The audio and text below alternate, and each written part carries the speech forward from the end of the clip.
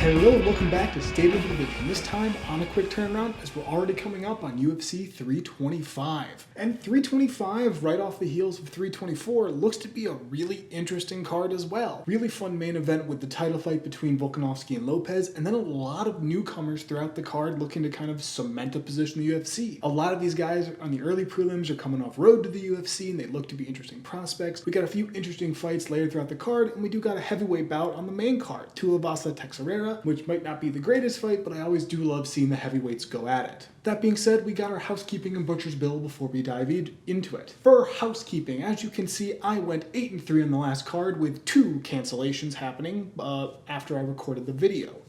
After that, we do have our butcher's bill to get to, and it's a little bit of a weird one. Jimmy Crute's out against Dustin Jacoby due to a torn ACL, and the entire fight is being wiped from the card. Zhu Rong is out against Salkilld and is being replaced by Jamie Mullarkey. That fight is still happening. And with that, I'm hoping this butcher's bill is hopefully over and we don't get any more dropouts going into Saturday. That being said, let's jump into it. Kicking it off at 11-1, Aaron Tozamap Tao goes for 3 in a row against the 9-1 Namsrai Steep Warrior Batbayar. Batbayar is 7 years younger, dead draw in height with 2 inches of reach, also going to Batbayar. Tao is very much a finisher with 7 career KO wins and 1 of those in the UFC. Pushes a fairly quick pace in the UFC, but has been outpaced on the feet. Obviously packs some power, but I'm not quite sure about his specific style. Does carry a 4.85 to 5 flat in the striking, highlighting that. And in addition, there is an effective ground game with 1 takedown in each of his 2 wins and a .89 takedown average total. Batbayar is coming into his 3rd UFC fight looking like a pure finisher, slightly leaning towards the submission game with 5 of his 9 wins coming that way. On that note, he's rocking a 2.15 takedown average, landing 2 in his KO win and none in his submission win. So it seems he doesn't need to land the takedown to set up submissions and even some control time. On the feet, he's a little worse off, a 3.50 to 3.58, trading at about 500 in each of his fights, looking like a grappler standard. Vegas has us close overall, but does give the nod to Batbayar, and honestly, I'm going to agree. I really wanted to go Tao here for some reason. I actually wrote the entire blurb about him already there. But looking at it, Batbayar's control game and ability to set that control game up is something that Tao has struggled with before. And obviously, Tao has the skills to win, he has the finisher power, and he can land a takedown. But given the ground weakness I've seen from him, I'm going to lean Batbayar here. 10-3 Sulangrangbo takes the cage against 7-1 Lawrence Lock-Yin Lee. Szalay is 9 years younger at 20, either 1 or 2 inches taller with 6 inches of reach, rolling to Lee. Another relative newcomer going into his 3rd fight, Szalay leads towards being a striking-focused finisher with 6 KO wins and 1 in the UFC. In the numbers, rolling with a 4.15 to 2.98 in the striking, showing his ability to outpace his opponents if the fight does go long, but also end the fight quick if needed. Ground game is a bit of a question mark with no takedowns in the UFC and 1 submission win in his career. Lee is similar stylistically with a focus on the striking. 4 career KO wins as well, 1 of those in the UFC. Seems to both be able to push pace but also has been outstruck though, winning that fight by KO, having to come back. The numbers showing it with a 3.90 to 3.03. I do have to acknowledge that in one fight he outstruck his opponent 71-43. There were also 6 landed takedowns for 7 minutes and 19 seconds of control time. The narrow favorite here is Sulangrangbo, and I will agree. I'm pretty tentative about this one overall, because I think there's a big question mark when it comes to the ground game between these 2 fighters. Lee has shown the ability to shoot that ground game, and if he gets it going, I think he can set the tone and take the fight that way. But Sulangrangbo hasn't been taken down yet, and on the feet, I think he has the narrow edge.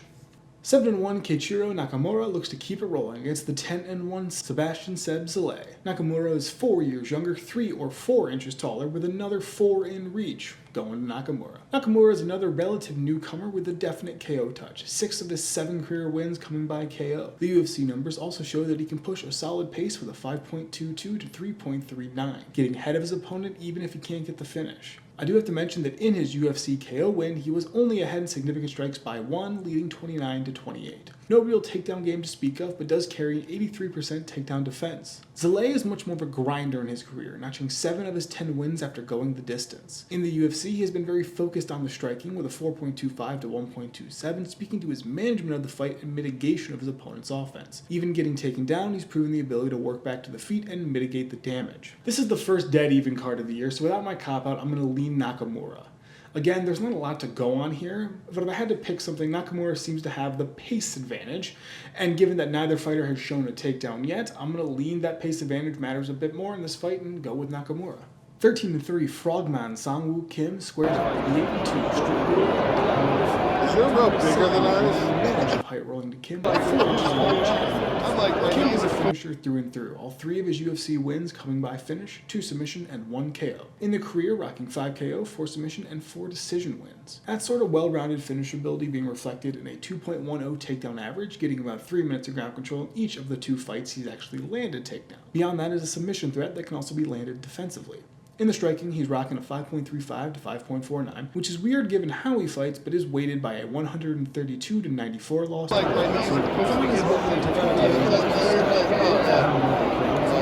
sorry about my stand-up when I get a chance, man. In the UFC, he carries a 2.50 takedown average with 5 takedowns across his 2 fights. With those came massive chunks of control time. Striking has been fine with a 2.27 to 1.47, speaking to a slow pace and reliance on the ground game to control the flow of the fight. Vaughn gives Vegas to give him the narrow nod here, and I will agree.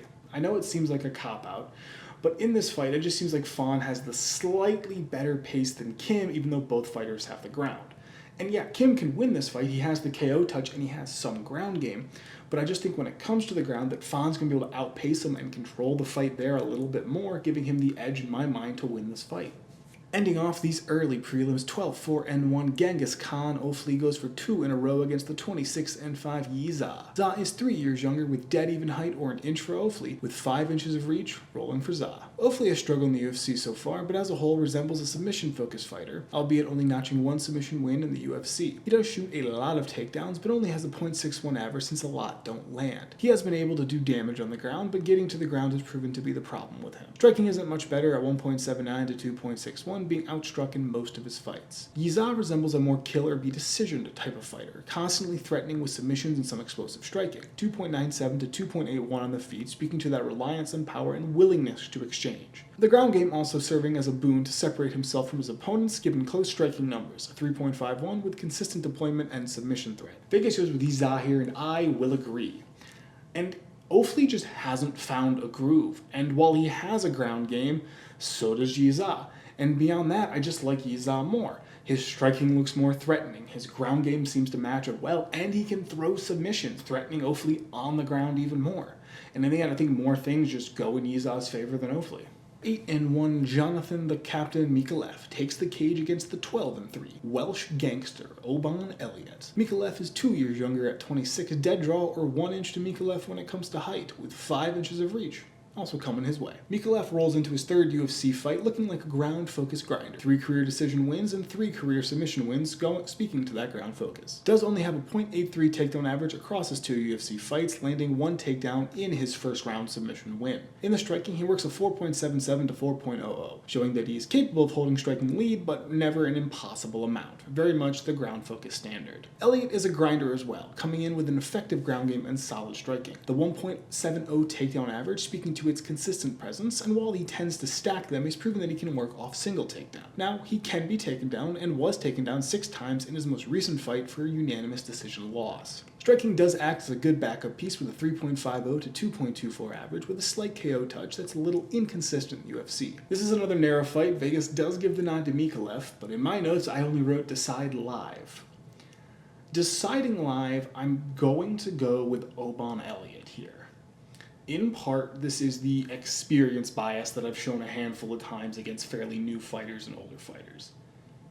Here, my main reason for going with Oban is that while Micallef can threaten on the ground, Oban can threaten on the ground and survive the ground. He's proven that. And I don't know if Micallef has that same super threatening takedown game that he'll be able to stack and stack and stack on Elliott. And if it goes to the feet, I like Elliott a lot more. And in the battle between ground fighters, I think the feet might matter a bit more if Elliott can keep it standing. So with a lot of question marks here, I'm going to pick Elliott to win. I have to acknowledge that Micallef can threaten on the ground for sure, and we've seen that weakness in Elliott's game, but I think Elliott has a skill set that's good enough to keep him on the feet, where I think he has a definite advantage, and take advantage of where I think Micallef has a slight weakness here. So I'm going to pick Elliott, but I do admit this one might be wrong. 8-3, Jacob Mamba Malkoun tries for 2 in a row against the 11-0 Torres the Punisher Finney. Finney is 3 years younger, 2 or 1 inch shorter with 2 inches of reach heading back his way. Malkoun has mainly been a grinder in the UFC, bringing a controlling ground game to slow the fight down and limit his opponent. 6.62 takedown average, highlighting the frequency of which he shoots and will land these takedowns. And I mean, he has 23 landed takedowns across his 4 UFC wins. Doesn't seem to be a whole lot of submission threat, with 2 attempts in 2021 being the only times we've seen it so far. Striking is fine, 3.86 to 2.48, and when used in tandem with the takedown game is able to maintain a lead while preventing his opponent from getting started. Finney has a monstrous control-focused ground game, but also some dangerous finishability, with 2 of his 4 UFC wins being by finish. 1 submission, 1 KO. Striking sits at 1.77 to 1.74, highlighting the reliance on the ground and how he really tends to just keep pace in order to get to the ground. On that note, he rolls a 9.31 takedown average, with takedowns in every single one of his UFC wins, with 8 in his most recent fight for 13 minutes of control time. This is another really close fight, but Vegas does give the nod to Malkoun, and in this fight, I'll be disagreeing and rolling with Finney. My main reasoning is that there is a record of the ground game being successful against Malkoun, and Finney shoots a lot of takedowns with an emphasis on stacking them all for control time. Malkoun does have the ability to land a lot, but the consistency of him doing it in wins is fewer and far between. His last big takedown performance was in 2022 against Nick Maximov. So with it being considered this close to a fight, I'm going to pick Finney off the assumption that he can rack those takedowns up in this bout. 13-3 Cameron Battle Giraffe Rowston matches up with 11-7-1-1 Cody Brundage. Even age across the board, 2 or 3 inches in height going to Rowston, with 6 inches of reach also going to Rowston. Rowston is a finisher through and through, being able to end it on the feet or tie it up with a submission. He has leaned a bit heavier to the striking in the UFC with a 3.39 to 2.37 and 2 KO finishes, with the ability to build slight striking lead. Of course, his 2 wins came before the second round. Even in his unanimous decision loss, he led the strikes by 4, 32 to 28. There does look to be a weakness when it comes to the ground game, with Torres Finney taking him down 10 times and utterly strangling the flow of the fight. And with a 28% takedown defense, it seems he struggles in that regard. Brundage is a power-focused kill-or-be-killed fighter with the ability to thoroughly dominate his opponents. Ground game does play a major role, 2.05 average, and a consistent presence in most of his fights. It's an odd mix of being used for control, but also used to set up submissions and ground and pound. Striking is a bit under dead even, with a 2.20 to 2.72, speaking to his reliance on the power and the ability to put opponents away even when outpaced. Rowston gets the nod here, and I will agree. I know Brundage is the vet here, but he's been very hot and cold in the UFC, so I'm going to put some faith in the money men and go with Rowston. Brundage has got the power and space for certain, but Rowston also has a dangerous amount of finishability, and while I don't know about the consistency, I'm going to gamble on Rowston over Brundage in this fight. Taking us off the prelim, 6-4 junior, the juggernaut Tafa looks for the rebound against the 9-2 Billy Elekana. Tafa is 1 year younger, dead draw in height, maybe an inch in favor of Tafa, with 2 inches of reach going to Elekana. Tafa is a heavyweight finisher through and through, with major emphasis on the power. 3.19 to 2.49 in the striking, highlighting how he doesn't let fights go too long and tends to put the pressure on quick. He is susceptible to being caught, but it is sort of a price of doing business in this style. No real takedown game to speak of, with a 69% takedown defense, with some weaknesses when it comes to going back and forth on his feet against some opponents. Elekana is another newish fighter going into his 4th fight and looks to be a bit more of a grinder, with 4 career decision wins. He rocks a striking split of 2.66 to 3.28, speaking again to the risk of getting outpaced, but his power acting as a good equalizer. He does have 1 takedown in the UFC for a .55 average, but that was in his Contender Series loss by guillotine, so I don't know the full effectiveness of that game plan. Vegas gives a sizable nod to Elekana, and I will be agreeing. But first, I do have to acknowledge that Tafa does have equalizing power in spades. He is not out of this fight by any means, but I just think Elekana has a better chance to win this fight. In addition to having the power as well, which I think Elekana matches up very well with Tafa in the regards to power, he has some sort of ground game, which is just another checkbox to his name in this matchup.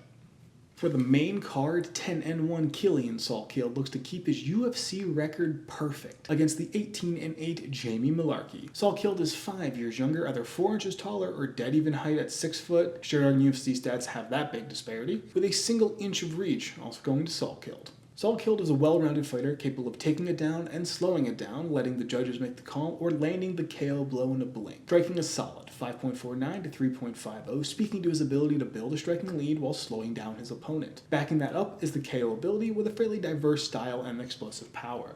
The ground game is the backup piece here with a 7.77 takedown average, racking them up over 3 rounds for massive chunks of control time, plus the added bonus of slowing his opponent down. He hasn't been taken down yet in the UFC, so I don't know about his ability to get back to his feet. Mullarkey looks to be a bit of a grinder with a focus on controlling the pace and flow across 3 rounds, but struggling against explosive opponents who push a quick pace. Does have a history of KO ability, but hasn't landed one since 2021. On the ground, he rolls a 2.40 average with decent emphasis on them in his last few wins. Now with the striking, he rocks a 4.20 to 4.34, speaking to how he can be outpaced and that in his wins he doesn't tend to pull away that much.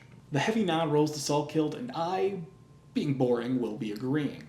Mullarkey is fine, but the big part of my reasoning is the takedown quantity that I've seen from Salkilld in addition to a threatening KO touch that can get to Mullarkey. In all, I feel that Salkilld just has a deeper tool chest compared to Mullarkey in this fight. 14-8 tie, Bam Bam Tuivasa squares up with the 8-1 Tyson Zikao Teixeira. Teixeira is 6 years younger, either 5 or 6 inches taller, with 8 inches of reach, also going his way. Tuivasa is coming off 5 straight losses, so really deserving of this main card position, but is a true swang and bang heavyweight. All the emphasis is on closing the gap and just laying the lumber. 3.77 to 5.18, speaking to his recent struggles and the definite reliance on the finishing power to keep himself in these fights. He's been able to overcome some pretty severe reach differences before, and with his power, even getting outpaced isn't too much of a problem. Teixeira is still very much a newcomer here, with only 2 actual UFC fights, but resembles a kill or be killed finisher. Very much focused on the striking, a 12.83 to 8.98 across those 2 fights. Impressive numbers, but buoyed by the limited sample size. Overall, still pushes a quick pace with heavy hands that can pose a threat at any time. There is a submission win on record, but only one that happened back in 2021. Teixeira gets the nod from Vegas, and I guess I'm agreeing. I always struggle with fights like these because Tuivasa is a perpetual threat with his ability to end a fight with power, but he hasn't been able to get traction as of late, as opposed to Teixeira with a smaller sample size. I'd say the reach advantage plays into this decision, but I've seen Tuivasa KO Stefan Struve, so this really comes down to who has the better technique and who is the hotter hand. And in both regards, I think Teixeira has the better technique and has won a fight more recently than Tuivasa. 13-4 Rafael Ataman Fiziev looks to get a streak going against 12-2 Mauricio Ruffy. Ruffy is 3 years younger, 3 inches taller, with 4 inches of reach, also going his way. Fiziev comes into this fight as a kill or be killed fighter who seems to have been forced into decisions more often recently, 3 of his last 4 going to the judges. All that being said, the striking is the focus with the kill or be killed standard, 4.77 to 4.77. More than willing to exchange and stay in the pocket to try and let his power be a decider. There is a ground game that has come into play more lately, 6 takedowns over his last 2 fights with a .89 takedown average total. Super limited deployment, but decent effectiveness across their use looking at his last 2 fights. Ruffy looks to be much the same in terms of style, packing explosive power that can catch you in a blink. In the numbers, you can see the main difference, 3.84 to 4.16, speaking to his reliance on power and damage. He takes a fair amount of damage, but has been able to power through and threaten consistently in his fights. No real takedown game to speak of, with a 0.00 takedown average. Another dead draw according to Vegas, so I'm going to be forced to make a decision here, and in doing so, I'm going to roll with Ruffy. Both fighters have the finish touch, and can send it home in an instant, but Ruffy's just been the hotter hand lately. And while Fiziev has the ground game here, I feel that Ruffy has the ability to survive and take the pace and power advantage back on the feet. So I'm going to gamble a bit and go with Ruffy here. In the co-main event, 24-13, Dan the Hangman Hooker goes to war with the 16-3-0-1 God of War Benoit Saint Denis. Denis is 5 years younger. Hooker is 1 inch taller with another 2 inches of reach rolling to Hooker. Hooker is a kill-or-be-killed fighter that always seems to be hunting for the finish. Pushes a quick pace on the feet with explosive power in spades. 4.89 to 4.73 the numbers showing that off. More than willing to step in and trade in order to get that power to land. Obviously, he can be caught and has been caught a few times. There is something like a ground game with a .71 takedown average, but his last landed takedown came in 2021 against Nasrat Hakparast. Even then, it seems more like a situational piece. Saint Denis is a bird of a similar feather, a kill-or-be-killed fighter capable of ending the fight in a blink. 5.07 to 4.21 in the striking, showing his ability to push solid pace, but also how he's able to overwhelm his opponents with quantity or just go straight to the power. Backing up is actually a consistent ground game, giving him chunks of control time and recovery, a 4.33 average with takedowns in 3 of his last 5 wins. Saint Denis is the favorite here, and this is a fight where I do actually have to pause and think about it. Both fighters have the power and therefore the chance to end it on the feet. But in the end, I'm going to agree with Vegas and go with the Saint Denis. My main reasoning is Saint-Denis also has the takedown game that's been really well deployed in his recent fights. And Hooker's had some struggles with the takedown game, albeit not recently, but looking back at his past, we've seen him struggle with getting taken down, and on the feet, I think these two fighters match up super well. Hooker doesn't have a huge reach advantage, and Saint-Denis fought guys with longer reaches before, so I think Saint-Denis has the tools and the ability to beat Hooker in this fight. For the main event in the featherweight title, 27-4, Alexander the Great Volkanovski looks to defend his title in a rematch against 27-7 Diego Lopes. Lopes is 6 years younger, 5 inches taller, with a whole inch of reach, also going his way. Volkanovski is an all-rounder, constantly shifting his approach to best match up with his opponent, going from outpacing Holloway in a 199 to 127 slugfest to stacking 7 takedowns against Yair Rodriguez. Starting with the striking, he racks a 6.18 to 3.26 average, speaking to his consistent ability to maintain a pace, but also the ability to land a finish, albeit it is a bit more of the swarming style over the power punch. He has been caught and put away, but those times are few and far between. His ground game is equally solid at 1.67 and very much exists as a matchup-dependent piece, being deployed when they are most effective for chunks of control time. Lopes is more of a striking-focused finisher with finishes in 4 of his 6 wins, 3 of those by KO. In the numbers, he carries a 4.10 to 4.72, which is a little weighted by some early losses and his blowout in the last Volk fight. Otherwise, he tends to work quick with the finish, taking a sizable lead, which carries over to his decision win. It is a bit of a takedown game with a 0.79 average, though the deployment feels a bit situational with landed takedowns in 3 of his 6 wins, plus not even attempting any in the last Volk fight. Volk gets the narrow nod from Vegas here, and I will agree. I want to give Lopes his flowers, because he's not down and out. His striking poses a consistent threat with his power. His ground game can be dangerous. We've seen it be dangerous before. But Volk just does the same things. He's such a measured fighter, and for every threat Lopes poses, it seems like Volk has an answer or can at least match it. He can slow it down on the ground, he can survive the ground, as we've seen him do, and he's gone toe-to-toe with dangerous strikers before. So it comes down to, can Lopes be one of the fighters to surpass Volk, or is Volk going to do what Volk does and find a way to beat a dangerous fighter? And I just like Volk to do that more because it's what he's done before. That being said, that's all we got for UFC 325, and again, talking it over, it looks like a really fun card. That title fight's doing a lot of the heavy lifting, but a lot of fun matchups throughout. Saint-Denis Hooker, I like Fiziev Ruffy, I even like Salkilld Mullarkey, just to see Salkilld keep building the ranks, and I always love seeing a heavyweight prospect get a fight. But in the end, that's UFC 325. Those are my thoughts, my opinions, my takes.